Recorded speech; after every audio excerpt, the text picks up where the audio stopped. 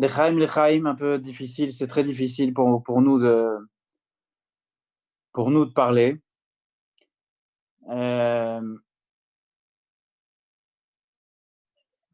je pense il aurait ri s'il nous entendait ce soir, il était avec nous ce soir, il aurait dit un mot que seul lui était capable de dire et trouver toujours cette dimension qui nous a accompagnés. Je ne parle pas seulement parce que c'était mon beau-père, mais beaucoup de chouchim de notre âge, ils ont su trouver chez lui un père, un mentor, un guide, un mashpia, et surtout, ils ont trouvé chez lui un mensch.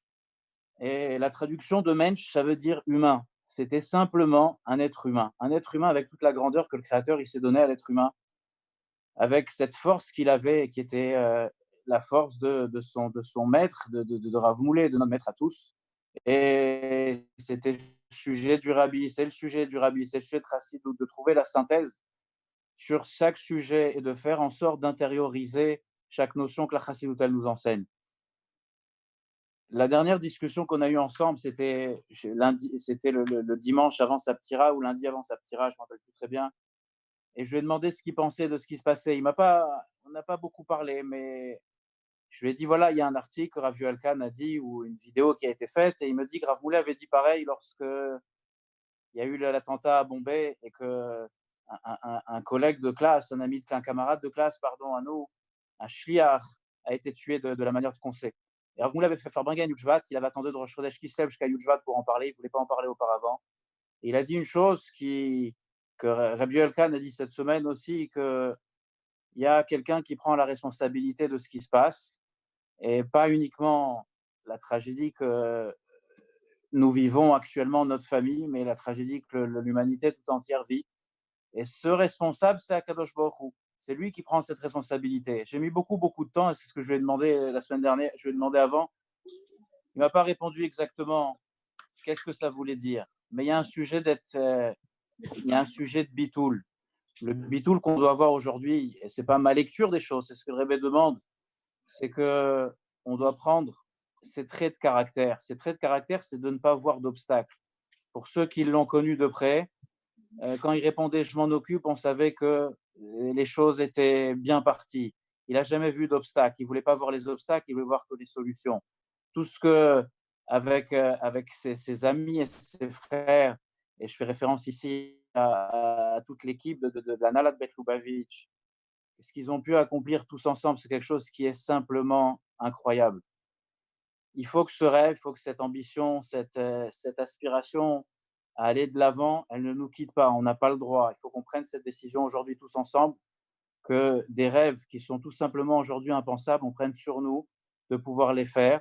On est, grâce à Dieu, on l'a découvert, et certains shluchim le savent très bien depuis que ça a commencé, le confinement a commencé. Il y a des shluchim qui se donnent corps et âme, jour et nuit, pour aider d'autres juifs. Et ça, je parle de l'immense majorité des shluchim qui sont en train de donner tout ce qu'ils ont pour faire avancer les choses. Et il va falloir qu'on prenne cette décision sur nous de faire maintenant l'impensable. Des projets qu'on n'a pas pu penser auparavant puissent aboutir, et qu'on prenne cette décision tous ensemble. Encore une fois, tous ceux qui étaient, tous ceux qui l'ont connu, il était toujours avec un sourire, avec un mot, animé d'une simcha qui était incroyable. On regardait des photos, des amis nous envoyaient des photos, qui soient Chabad ou pas Chabad. Les gens qui étaient à côté de lui avaient toujours le sourire, parce qu'il apportait toujours cette simcha avec, avec son regard, avec son intelligence, avec la profondeur qui était la sienne, pour pouvoir faire en sorte qu'un autre juif il puisse avancer. Moi qui ai de Créteil, j'ai toujours entendu parler de M. Touboul bien avant qu'on soit liés, parce qu'il était prof de maths à l'école, parce qu'il y a tant et tant de filles de notre famille ou des connaissances qui font chitat, parce qu'ils voyaient que leur prof de maths faisait chitat en classe. Et des choses comme ça, il y en a par milliers, parce que chacun de ces gestes, et c'est tout le sujet d'un chassid, chacun de ces gestes pouvait être une source d'inspiration pour chacun. Encore, je ne sais pas, je doute s'il aurait aimé tout ce qu'on est en train de raconter. En tout cas, la seule chose qui aurait pu le faire accepter de dire tant et tant de choses, c'est qu'on puisse concrétiser tout ce qu'on ressent, et qu'on puisse concrétiser cet amour qui nous a donné, le verser à nouveau vers d'autres juifs, et ce à l'infini, jusqu'à Kadosh Baruch Hu. Il est pitié de chaque être humain sur cette terre, et qu'il apporte la Géoula. et je vous remercie pour, tous ces messages et toute l'aide qu'on a pu recevoir durant toute cette semaine et les merveilleux miracles qui ont permis qu'on puisse respecter sa volonté qui sont enterrés à Har Merci beaucoup.